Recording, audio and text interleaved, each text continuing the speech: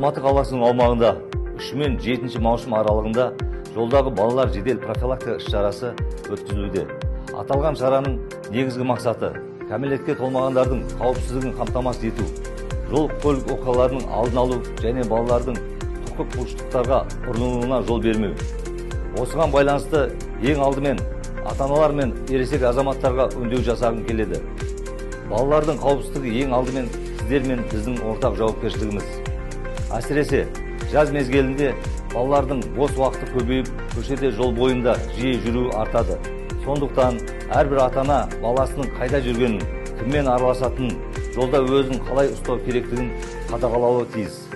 Жолда жүру ережелерін сақтау тек жүргізушілер үшін ғана емес, жаяу жүргізушілер үшін де міндет. Балаларға жолдан дұрыс өту, бағдаршам талаптарын сақтау және қауіпсіздік шараларын түсіндіру ересектердің басты міндеті. Сонымен қатар, құрметті жүргізушілер, сіздерді білім беру ұйымдары маңында, тұрғын үй аулаларында және жаяу жүргіншілер өткелдерінде аса мұқият болуға шақырамыз. Балалар жол қозғалысының ең осал қатысушылары.